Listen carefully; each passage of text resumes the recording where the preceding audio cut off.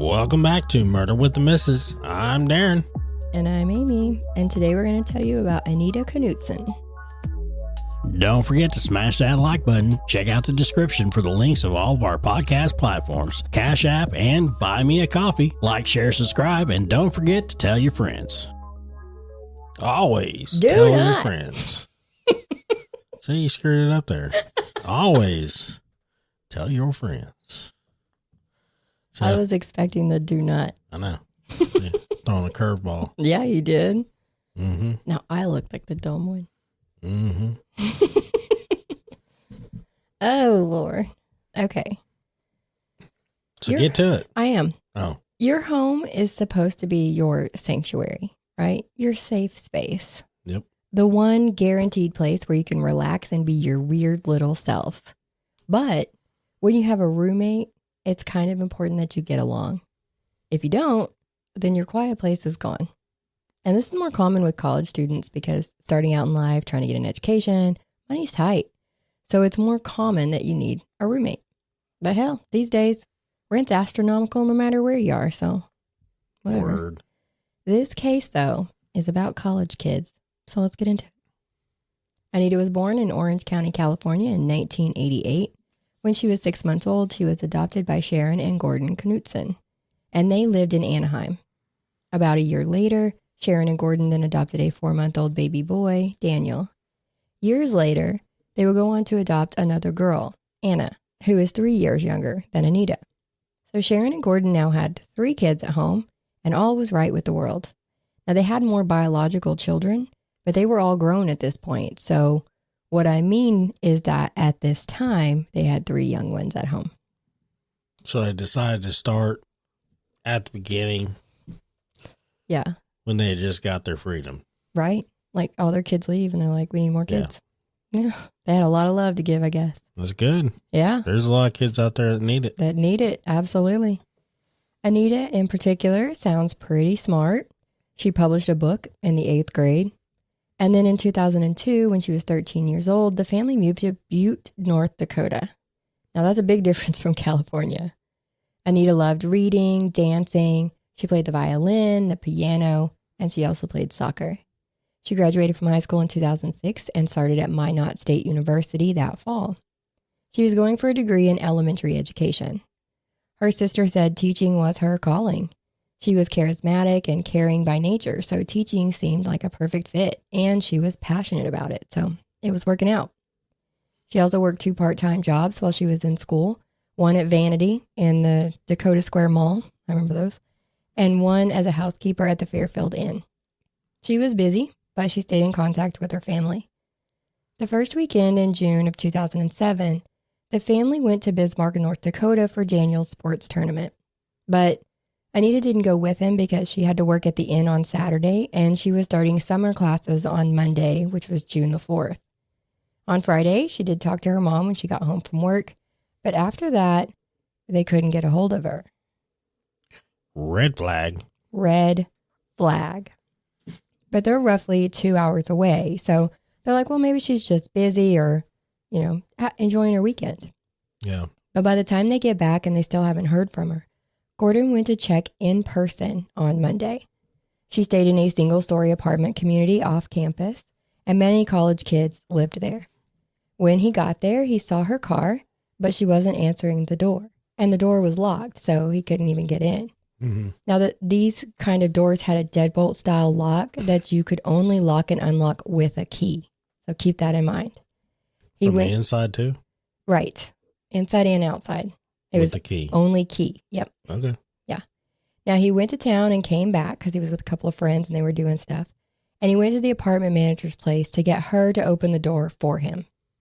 The apartment manager was not too big on this idea because she said that she could get in trouble for doing that, which, yeah. And Gordon reminded her that if something was wrong, she could get in trouble if she didn't do that. So there you go. Okay. The maintenance man showed up and got caught up on what was going on. And he said that he had found a screen that morning, like a screen off of a window that could have maybe come from her apartment because it was in that area. So they all head over and go to the window of Anita's bedroom. And the screen, of course, was gone. Well, I mean, that kind of gives them probable cause to go ahead and go in and check. Absolutely, right? So they go to the window and Gordon can see Anita laying face down on her bed. And he told the manager to get that door opened. She unlocked it and they went in. Gordon touched Anita's leg, but it was cold. He told the landlady to call 911, but she was already in the middle of that phone call. Damn. Yeah. So they was too late. Yeah, they were too late. By quite a while since she was already cold. Yeah. Now she had 2 stab wounds in her chest. One to her right lung and one that lacerated her heart. So that was the fatal one. She did have a large spot of blood on the back of a pink robe that she was wearing, and there was a spot of blood on the bed. Now, the way she was positioned made them believe that she had been laying down when she was stabbed. So, like, she's laying down and she's stabbed in the chest, so they're trying to figure out how that blood got to her back. So they believe that she was laying down, she was stabbed, blood kind of pooled down to that area, and then she tried to sit up, but ended up falling face first. So she was kind of bent at an angle and face down. It was like she had been sitting with her left leg bent at the knee, right? And then the upper part of her body just fell forward. She had no defensive wounds on her. There was no evidence of sexual assault and no sign of a robbery. According to the report, it said multiple items of value, such as cash in Anita's purse, her laptop, her cell phone, and a digital camera were located within her bedroom, and nothing was disturbed, suggesting that theft was a motive. Now, the single window in Anita's room, which is located just past the foot of her bed, was wide open and missing that screen. Now, a pocket knife with dried blood on it was also found on her bed, close to the wall and the open window. So the murder weapon was on her bed. The murder weapon was on her bed. A pocket knife, and it had a medallion on either side of it where it flips out at the point of the bend. Okay. So it had a Native American face wearing a headdress, but one of the medallions was missing from one side of it. The maintenance man, Marty, took the police to his workshop and showed them the screen. He told them that he had been making his rounds that morning and found it on the ground near that apartment building. It was cut with a large backwards L, and the frame was bent, so he took it to the workshop so that he could fix it later. So since the frame was damaged, the curtain rod was bent, and the front door was locked, the working theory was that someone came through the window and killed her. Right? Makes sense. Yeah. When they had the testing done, they found more than 3 sources of DNA on that knife, but it was all inconclusive. They also found, they found Anita's, of course, but they also found Anita's blood on the screen where it was cut. So then they had to look into a whole different theory, because that screen would have had to have been cut after Anita was stabbed in order to get her blood in that backwards L, right? Yeah. And then maybe it was used to look like an intruder came through that window. That means that whoever did it would have had to have a key to be able to lock the door when they left. Yeah, so who all had a key? Who all had a key. Yep. So the key is up for debate. Supposedly, according to the manager/landlady Laura, these were special keys that you couldn't just go to the hardware store and have a copy made. And then they're usually stamped, do not copy. Right, because they don't want a bunch of college kids handing out keys to the apartment, right? Yeah. It makes sense. And then back at this time, they didn't have the little kiosks at like Walmart where you could just stick your key in and have a copy made in 5 minutes. It doesn't work that way. Mm-hmm. So Laura obviously had a key because she's the landlady/apartment manager. Her boyfriend, the maintenance man, Marty, he had a key. Anita obviously had a key. And her roommate, Nicole Thomas, had a key. So where's Nicole? Yeah. They track her down. She tells them that her and Anita were best friends, right? And she had come home from work late Friday night and she heard Anita playing music in her bedroom. Now, Nicole spent most weekends at her family's farm. So she came home, she packed up some clothes, went to bed. And then the next morning, which would be Saturday, she got up and went to the farm and she was there all weekend long. She never left. She never saw Anita. until she had to go to work on Monday. Now, she still hadn't seen Anita, of course, but that's when she left the farm, Monday, to go to work. They have her come to the apartment to let them know if anything stands out to her. And it did. Immediately, she told them that her pink iPod was missing. Now, her reaction was concerning, to say the least. She didn't seem too awfully upset that, her roommate had been murdered in their apartment. She was more upset about her iPod. And she was a key holder, so she goes on to the suspect list. Yeah. Police do interview about 40 people or so, but the suspect list only ends up with 6 people on it. Right? I don't know. Tell me about him. All right, let's have it. You've got Tyler. Now, I start with him because he was at the scene after they found Anita. Like, he literally showed up at the apartment. He actually went to the prom with her in high school and moved to the apartments to be closer to her, allegedly. He told the police that he was in love with her, but that they were not in a relationship. He went on to create a page on Facebook for her, the Justice for Anita page. He posted a 19-minute video on YouTube as a memorial to her. And he and his brother were both questioned by the police. They gave their DNA, and both were cleared as suspects because they had nothing that tied them to the crime. It wasn't their DNA on the knife. There was just nothing putting them there. Okay. Someone did call in a tip that they saw an out-of-place jogger running from the area of the apartments at around 7:30 a.m. on Sunday, June the 3rd. Now, he was in his early 20s, had dark hair, and was wearing a white T-shirt that had what could have been bloodstains on it and dark shorts. They even released a sketch of this man. And a man came out saying, "I'm the jogger. It's me."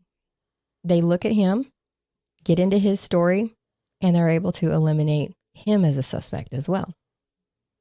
Yeah. So, all right. So now we're 4 down. Now we're down to 4. Yeah. Okay. So we're down to 4. Excuse me. We're getting over some stuff. So you had 7. I had 6. Okay. Well, you already did the 2 brothers and then. Well, only the one brother was a suspect. Oh, okay. They interviewed both. Okay. But only the one was a suspect. Okay. Now they look at Anita's phone to see, obviously, who is she communicating with right before she dies. Yeah. And that leads them to Money Mike. Money Mike. Money Mike. He and Anita had met at a Denny's a couple of months before. Early Sunday morning were their last text messages. So at 4:43 a.m., he texted her, "I thought you were going to reply to last text." At 4:48, she said, "I didn't know what to say to it." And at 4:53, he said, "You don't say anything." Now, she never read that last text from him, and she never sent another text after the one she sent at 4:48. So this is helping them kind of narrow down a timeline. They could tell from their exchanges that he may have wanted a romantic relationship with her, but there was nothing showing that they actually were in one. They were just talking. They had just met, no big deal. He even, he didn't know where she lived. He couldn't even have told him how to get to her apartment. And there was nothing tying him to the scene. So they crossed him off the list too. And I will say that he then passed away in 2009. So they're not able to go back and question him anymore. And then there's Marty. So this is the maintenance man. And he's also a key holder. Mm-hmm. There was a discrepancy as to where exactly he had found that screen that morning. Originally, he said it was on the ground, but it switched to him actually taking it out of the window. Oh. Which brought the question as to how he could have taken it off of there without seeing her body laying on the bed. Because her bed is literally, it ends at the window. Yeah. So if the curtains were down, like they said they were, curtains were down, rods bent, you could see clearly through that window. Yeah. So he did give them a DNA sample. Yeah. But Marty, sadly, took his own life in his workshop on New Year's Day in 2009. Well, really? Yes. So this looks very suspicious to some people, like he couldn't live with what he had done, and that's why he took his own life. Yeah. But according to his girlfriend of 10 years, Laura, the maintenance lady or the building manager lady, she said that doctors had recently told him that he possibly had Parkinson's disease, and so they were going to have to do more testing. And he was really trying to get this other job and he didn't get it. So he was pretty sad about that. His sister said that a niece of theirs had actually done the same thing to herself a couple of months before he did. So he was sad about that. And he believed that Laura was cheating on him. So add that to the list of what's going wrong in Marty's life. And they say that Laura actually came to his memorial service with another man. So that's kind of cold. That's pretty damn cold, Laura. It wasn't a good look. No. Now, he was ruled out as a suspect, but a lot of people remain skeptical of him because of his story and the timing and all that. So now we're down to 2 possible suspects. So let's take a minute to hear from our sponsor, and then we'll get into the rest of it. All right, so just hang in there with us just for 1 minute. Did you hear what happened last night at the laundromat? No, what? Some clothespins held up a couple of shirts. Oh, God. That's a good one. Now, when it's cold outside, do you like to pull out a pair of warm sweatpants straight from the dryer and put them on? Yeah, it's nice and cozy. Wouldn't you rather do that at home and not in a laundromat? Oh, God. If you live in an apartment and need a washer and dryer that only you can use, get a pin. You can go to My Laundry Solutions, the #1 choice for washers and dryer rental. They're in Tulsa, Oklahoma, Springfield, Joplin, and Kansas City, Missouri, Sherman, Dallas, Houston, and Lubbock, Texas. Their newest location is in Fort Worth. They have more locations opening in Texas in 2025 and 2026. No credit check, free service, professional installation, and your account's available online, all for about $1 a day. Go to your leasing office, go to mylaundrysolutions.com, or call 800-535-4411. Stop being taken to the cleaner and give them a call today. Yeah, go to them. Yeah, why not? They're good people. Yeah, $1 a day? Come on. Yeah. Can't get anything for $1 a day. It's right a here. win-win. It really is. It really is. All right, so when we left, we were down to 2 suspects, and these are the main suspects in her case. A couple of days after Anita's death, a man was arrested for breaking into houses in the Minot area while being armed with a knife. Now, this was Devin. He also resembles the sketch of the jogger a little bit. He told police that he had been in a lot of houses around that area, so he's not really denying a lot of it. But he wasn't in the area when they believe Anita was killed. There is a video of him and some family members, along with some other people, getting off of a train. Now, that train came from hours away. It's like a 5-hour train ride back to the Minot area. So he stayed on the list, but in order for him to be a top suspect, they would have to prove that his timeline was somehow wrong, right? So they're not crossing him off, but they're putting him on the back burner. And this leaves us with Nicole, the roommate. Yeah. Another key holder. But she didn't see Anita on Friday, remember, or the rest of the weekend. So she says. So she says. Because then in her second interview with police, she told them that when she got home Friday night, Anita was in the kitchen and they had a conversation. Yeah. And that, so now she did see her, but that she also heard a male voice in Anita's room around 1 a.m. So that's new information as well. Mm-hmm. She said that she had got to the family farm Saturday morning and then didn't leave until Monday to go to work. But her aunt told the police that Nicole was at the bar Saturday night. Like her aunt owned a bar, and 19-year-old Nicole was at that bar Saturday night. So she did leave the farm. So then they're like, okay, where else did you go? Right? Yeah. Then Nicole remembered, oh, yeah. I did go to that bar. And then eventually, in one of her stories, it came out that she actually had come back to the apartment at some point Saturday night to get clothes. So the story just keeps changing. You know, changing your story, you know, it'll make you look suspicious even if you don't. Oh, yeah. If you didn't do anything. Oh, yeah. I mean, it's like just come out with what it is, what you did. Because if you sit there and say, no, I didn't, and then you're like, oh, well, you know. Maybe you did. I did, but I didn't.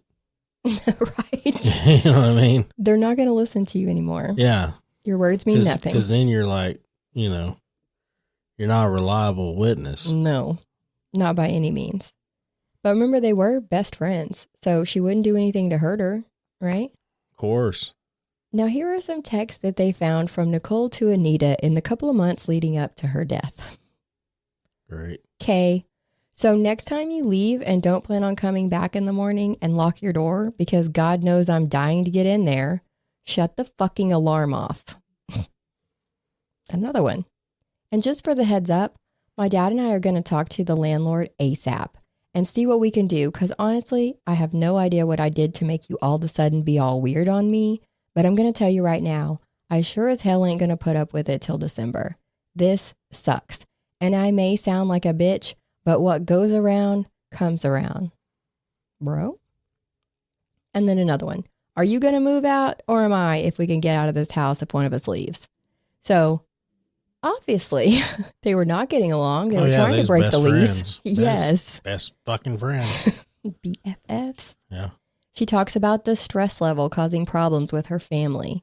And then on a day that Anita's body was found, based on the time, the cops would have already arrived at the apartment when Nicole sent Anita a text asking, what does your mom want my phone number for? So she's like, still texting. Yeah, so, they're not such besties as they say, or They she are says. not even close. They're trying to break the lease and get away from each other. Yeah. Yeah. And there was an issue with the alarm clock, as we've heard. Apparently, Anita would lock her bedroom door and then her alarm would go off and Nicole couldn't get in to turn it off. And she really liked her sleep, and that was keeping her from sleeping. So they argued about that. And then I mentioned the door being locked because it was about a month or so before Anita's death that she had her dad come and put a lock on her bedroom door because some say she was afraid of Nicole. Like she was afraid she was going to come in her room and do stuff to her stuff, like damage her stuff. And she just didn't trust her. There was also an issue with a fish tank. Nicole says that Anita kept turning it off when she would leave on the weekends to go to the farm, that Anita would just shut it off. And eventually all the fish in the tank died because that's how they get their oxygen. Mm-hmm. So there's a big war going on in this apartment, and they find this all out. So all this shows they didn't get along. There aren't any actual threats, though. So there's not anything that's like, I'm going to kick your ass or I'm going to do this or that. There's none of that. So they don't really have a lot to go on, just that they didn't get along. And so the case goes cold. Like they can't get any information from anybody. Nothing is putting anybody at the scene. Of course, Nicole's DNA is found all through the apartment because she lives there. So what do you do? Yeah. Until 2021. And that's when cold justice came calling. And I say that literally. The Oxygen series called Cold Justice got with the Minot police because they were getting ready to do their 100th episode and they wanted to do it on Anita's case. Kelly Sigler from she was a Harris County, Texas prosecutor. I've seen her on several true crime things. She came on board to help too. And they went back through the case file. They had the DNA retested with all the new technology, and that lit a fire under this case's ass. But don't get excited about that DNA testing because it still went nowhere. It was still inconclusive. But why let that stop progress? You know what I mean? Yeah. At a news conference on March 16th of 2022, the police chief said, finally, with the help of cold justice, we were able to move forward and regain focus. Due to the resources, logistics, planning, and experts they were able to provide, we were able to obtain an arrest warrant for Nicole Rice. Because that's her new last name, Rice. So this is the roommate. So now 35-year-old Nicole is arrested at the Minot Air Force Base where she's a civilian hairdresser now. Almost 20 years later. Yes. Out of nowhere. Yeah. Now her bond was set at $120,000 cash or $250,000 in a corporate surety. And she's a single mom now, but she was able to post that $120,000 bond within 30 minutes and was out. So she's been out ever since she got arrested. There was a gag order put in place, so no details were released, and everyone was just waiting to see what would come out at trial, right? Her attorneys were something else. I have referred to them in my head because I can't talk about this case with you, but I've referred to them as Beavis and Batman because Batman? one of these attorneys' voices rivals the bat. Like, it's literally like, it's like Okay, so you actually meant to put that. Yes. All right. I was like, it's Beavis and Butthead. It was so bad. Like, his microphones couldn't pick it up. Nobody could understand what he was saying because I'm here for justice. That's exactly what he sounded like. Yes. So Beavis and Batman. Where is she? Oh my God. Okay. So now they're going to talk about how Anita and Nicole met in high school, right? So it's not like they just were happenstance became roommates. They actually knew each other before they became roommates. One friend said that Nicole was very jealous of the attention that Anita got because she was beautiful and popular. Nicole texted Anita on another occasion, they brought it out, that she would get her out of that apartment one way or another. So that's kind of a threat. I know they said earlier that there weren't any, but that sounds kind of threatening. So on this case pic I have up here, which one's Anita and which one's Nicole? Anita is on the left. So she's the dark-headed one? Yes. Okay. And the blonde is Nicole. Okay. Mm-hmm. Just for reference. Yes. Now, allegedly, Nicole's mom, Jody, confronted Anita's mom at Anita's funeral due to her anger and frustration over the police questioning Nicole after the murder. Oh. What? Wow. Real respectful there. Real classy lady. Yeah. Now, I had told it had came out that Nicole would bring men home at like after the bar or after a party. And then the next day she would leave for class or work and just leave the men alone in the apartment with Anita. So that was another big point of contention they had. Yeah. Well, I mean, that's probably part of the reason for the, lock on her bedroom door. Yes. That would make sense. Yeah. Yeah. Strange men in the apartment she doesn't know. She just wakes up and there's some dude in the kitchen drinking orange juice out of the carton. Yeah. Sup? Exactly. Now, they did play a video at trial of two of the detectives and then a petite woman cutting a window screen and then attempting to crawl through it while it was still in the window frame. So they were trying to see if they could do that without ripping it in any way because the only damage to the screen was literally cut by the knife. So if they had come through the window, through the screen, they would have had to been able to do it without ripping it in any other way. Especially if the screen was still in. Right. And that guy removed it. Right. They're working off that theory. So they're now saying that is actually what happened, that he did not find it on the ground, that he actually took it out of the window. So that's what they're working off of. And they didn't do a very good job of this. I'm just going to say it. It was very poorly done.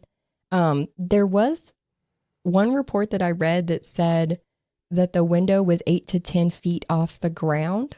So there would have been no way somebody could have climbed through that screen. But looking at the actual images of where the apartment was and looking at the apartments, they are single level apartment buildings. Yeah. They're not 8 to 10 feet off the ground. So I don't know where they're coming up with that. Nicole's friend Christina did testify that Nicole confessed to her that her and Anita argued and then Nicole stabbed her. She said that she went to the police back when Anita told her this, but they have no proof that she did. So the police are like, no, we don't have any. We never took a statement from her. She never came to us and told us that. Good job. Yeah. Nicole's ex had a similar story about Nicole confessing to him in 2008 when they were drunk. And he says he told the cops, but they also have no record of him telling the police. Good job. Now, the ex would then briefly date her again a few years later. So what's a murder confession when you're in love? Am I right? Yep. Nicole's supervisor at the call center she worked at during that time said that she was always talking about issues with her roommate, about being locked out of the Wi-Fi and the microwave, which I don't know what that means. Because I don't remember them saying... Locked out of the microwave. I don't remember them saying anything about there being like a padlock on the microwave, so I don't know what that means. I have no idea. Huh. But on June 4th, when she came into work, she was hurried. She was less social than she normally was. And the police called and told the supervisor, we need Nicole to come home now. And the supervisor goes to Nicole and it's like, hey, the cops just called and they said you need to come home. And they said that Nicole just dismissed it and actually called Anita a crackhead. Oh, my roommate's a crackhead. The hell? What? She didn't even know what was going on. Right. Or did she? Uh-huh. Mm-hmm. My thing is like, you know, the knife. Right. So. Right. There had to been somebody who was like, oh, yeah, that's the knife that I give Nicole. There actually is talk of the knife. So when they talk about Devin in trial, they say that he actually told them that he had a similar knife. Right? Yeah. And this was a mass-produced knife. They sold them at like trade stores, powwows, you know, things like that in the area. So it was pretty common. And he told them, hey, I had a knife like that, similar to that, and it had a medallion missing. So they're like, oh, you did it. You know, that's one of the main reasons they focused on him. But then it came out later that his knife was different. It didn't have that headdressed medallion on it. It had something else on it. And he actually came up with that knife. Somebody was like, here's the knife he's talking about. And they're like, oh, he's still guilty. Anyways, we'll get into that. Gotcha.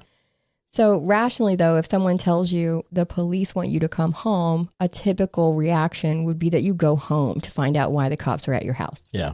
But she didn't. They actually had to go and get her, the police. She refused to come to the apartment. A coworker testified that after Anita died, that Nicole said that the police suspected her, but she would be fine as long as she kept her mouth shut. Yeah. And that she said after her and her parents were taken to the apartment, her dad told her she had to clean up the mess and made her sleep in a shed rather than in the house with them. I don't know what that has to do with anything. She said things like that if she would have done it, she wouldn't have had to cut the screen because she has a key. Well, duh. That's why they think that the screen was cut, to make it look like she missed the whole point of that. And she also said to people randomly, you don't want to get me angry. So she was that girl who's like, I'm the Hulk. Yeah, she's a female Hulk. Yeah. Now, several people brought up that she seemed more focused on that missing pink iPod than the fact that her roommate had been stabbed to death, in a place that she also lives in, right? So you would think that you would want to find the person. That way you don't have to worry about them coming back, right? Yeah, and are we talking like a old school iPod Touch? Well, this is 07. It'd be an iPod Touch. It'd be like an old school one. And it was, I guess, hot pink. So it probably was like did they have the nanos then? Yeah. It may have been like a nano or something. I don't know. Yeah. I just remember them being bright colors. True. Sergeant Carmen Asham testified that Nicole's story obviously changed several times. She told the different versions. Her Aunt Brenda testified that, now this is Nicole's aunt, her own aunt, testified that Nicole described Anita as looking so peaceful after she died. There was actually a couple of instances where she said things that she shouldn't have known. Stuff that wasn't released to the public after Anita died. Stuff you would have seen firsthand? You would have had to have seen it. Yeah. To know it. Right? So she said, oh, she looks so peaceful. And she said she was wearing a robe too. That was never released to the public. And Anita's body had already been taken out of the apartment by the time they got Nicole to the apartment. Yeah. So she would have not seen her or known that she looked so peaceful or that she was wearing a robe unless she had seen her before the cops got there. Right? So that's suspicious. And she said that there was a bowl of water in the sink where the killer had cleaned their hands. Now, that bowl had also already been taken out of the apartment by the time Nicole was brought in. So she wouldn't have known that either. Now, I will say that cops are people too. And one of the cops could have said something about it and she heard it. You know what I mean? And then she turned it into, I saw this, because, people like to make themselves victims. Mm-hmm. My roommate passed away. Or they like to put themselves in the middle of it. Right. So I wouldn't put that past them in this case at all either. So I'm just letting you know.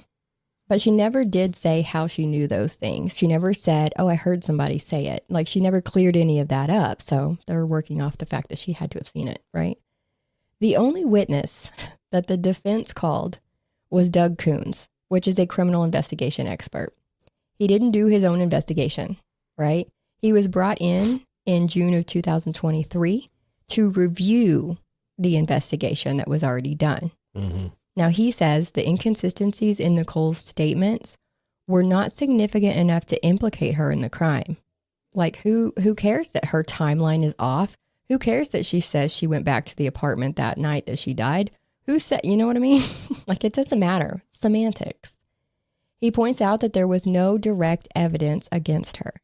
Her alleged admissions, where she confessed to all those people, was all when she was drunk, so they shouldn't be given much weight. He is absolutely convinced that she had nothing to do with this. Yeah, drunk words are sober thoughts. So they say, yes. Now, he's convinced that Devin is the most likely suspect. So he's pointing out that this guy broke into a couple of houses in the area at the time with a knife to rob them, right? Mm-hmm. Obviously, he looks guilty of breaking into this apartment. They point out that he was in Montana, though, with his family. So they're like, he was in another state when she died. And like, we literally have a video of him at the train station where he got off the train. But according to this expert, that video does not show him actually exit the train. It just shows him walking with the people who exited the train. Yeah. That doesn't mean he was on it. And so he's saying what he did was actually met them at the station and then was walking with them when the video was taken. He harps on the fact that Devin has a criminal history of breaking into houses, robbing people, some sexual assault allegations or attempted sexual assault allegations. But Anita wasn't robbed or sexually assaulted. She was only killed.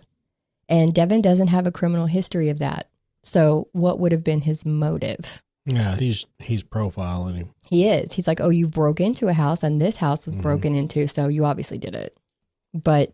And, maybe he broke in there and she caught him. Yeah, and then he stabs and runs. But, he would have to have a key. Unless he went through that window. I'm kind of leaning on the... On the key?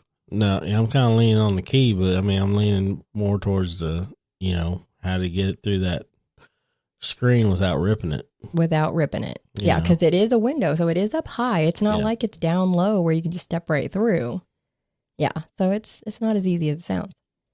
Now, he did rob a house in that area after Anita died, and he did not kill anybody in that house. And so they're really like just pushing that it had to be him. So they're just basically don't look at Anita or don't look at Nicole. Look at Evan. He's the one. And the state cross-examined him, and it really pissed him off. This was the absolute highlight of the state's performance in this trial, was the cross-examination of their one witness that the defense called. They really broke down all of what he's saying, and that he basically just read reports. He only says that Devin did it because the FBI believed that Devin could have done it. They bring up that Devin had told the police, they're like, well, you didn't buy a train ticket. And he's like, no, I gave the guy that works on the train $20 and he let me ride it without having to get a ticket. Well, they don't believe that. The defense is like, no, who does that? And they're like, people do it all the time. Anyways, so the only evidence that he was on the train is that video at the station. And like I said, it doesn't show him getting off the train, so they just really harp on that. And the state really had nothing. Like, if you break down the actual physical evidence in this case, there's nothing. There's nothing to show anybody did it. And people have died since this happened. So you're missing witnesses and stuff now. And then the ones that you do have are relying on a 20-year-old memory of the ones that are still here. So it's really nothing. And I think that that's why the jury found her not guilty on March 26th. Yes. Now, some of you may have seen the verdict in this trial being read. I heard that it went viral. Beavis and Batman acted like complete and utter fools. They were yelling out, making their way through the gallery, slapping hands and chest bumping. Okay, maybe they weren't chest bumping, but they might as well have, because it was wild. All in front of Anita's family. Right in their faces. It was so sad. And if you look at our case pick, those bottom two pictures are her attorneys hugging her, and then her attorneys making their way through the gallery behind her, hugging family and woo, yelling out. I mean, it was literally one of the most disgusting things I've ever seen in trial. Yeah. And they have caught hella shit for acting that way. They should have got a contempt. Yes, 100%. I don't know why the judge didn't. He seemed like a pretty cool dude too. Now, the lawyers did post on their Facebook on April 1st. Our team has been working tirelessly for 3 years to prepare for this trial. During this time, we became extremely close to our client's family. What the court cameras don't show is where our daily group prayers alongside our client's family, emotional conversations, and our team standing by as our client and her daughter said their goodbyes prior to the verdict being read. Justice would not have been served by convicting the wrong person. When the verdict was read, we reacted emotionally. We sincerely apologize to anyone who was offended, especially to Anita Knutson's family. The loss of Anita is heartbreaking, and we in no way intended disrespect. Yeah. But you gave it. Yeah. Like, I didn't intend to act like, my soccer team had just won the World Cup, but I did. What an idiot. I mean, you guys want to act like holy rollers and everything. And I mean, and then just act out at the end of something. I mean, you got to hold yourself to a higher standard, especially in that type of setting. Especially. I mean, because the whole thing is if she would have been found guilty and then they would have acted out, then it would have been grounds for appeal. It would have been grounds for all kinds of different things just because the family member thought that they found justice and everything. But now that you guys did it and everything, I mean, do they get to appeal it? No, now that she's not guilty, they can't even charge her again. So now it's like, this is it for them. This is it. Because who else are they going to go after, Devin? But if that's what I'm saying, though, if the tables were turned and the family went through there slapping hands and everything else and, hugging everybody and just woo-hooing everything, then they would have gotten an appeal. They would have got granted an appeal to try to fight this because of the outburst. Well, usually they can't if the outburst is after the verdict is read. It's usually before when the jury's still making their decision. I'm just saying. But at the same time, it would definitely be brought up. Like you're saying, it would definitely be brought up at appeal. Yeah. For sure. And it was bad. Google it. It is bad. They are acting like idiots. It was, I don't know. If you want to come into a professional setting, you need to be professional all the way through. I concur. They probably were only seeing dollar signs like, oh, now we're these attorneys, who've won this case. Okay. You probably screwed yourself out of lots of work. Yeah. And I was really, really disappointed in the state because they absolutely failed. They didn't show the interrogation videos with Nicole. They didn't bring in the murder weapon. They didn't even bring in the damaged screen. Like, they didn't show shit. None of it. Just a bunch of hearsay. So I kind of have to agree with the jury on this one. So there wasn't really a fair shot for Anita's family. No, they let this family down. Yep. And I know they've got a hard job, but like I said, bring some of this evidence in, bring some of the things that were involved in this case so the jury can see them. You want to put this stuff visually in these people's minds, and they did not. The only video they showed was of them cops trying to get out of the window. That's it. That was it. Nothing else. Yeah. They had a burden and they didn't prove their case. And for Anita's families and friends to have to wait all that time and then go through this trial and then have the frat boys acting like tools at the end. Yeah. It was just tough. It was really tough to watch. And then now, of course, you have no conviction. She can't be tried for it again. And the case has to remain open. So if there's any update on it ever, which sadly, I don't know how there could be. Maybe there will. I hope that there will. But we'll definitely update it if anything ever happens. But this verdict literally just came down a couple weeks ago. So it's very fresh. Yeah. Yeah. And that's where we're at. All right. Well. So what? There's another one. I know. You're not getting any conclusions. No. If you do like our content, please be sure to like, share, subscribe, and hit that notification bell so that you can see new episodes whenever they drop. And if we ever go live, it'll notify you that too on YouTube. We do have Cash App at $MWTM pod. Yep. And we also have Buy Me a Coffee at buymeacoffee.com/MWTM. And as always, don't forget to tell your friends. Tell I them. did say it. You did. So that's the end of this one. Come catch us on the next one.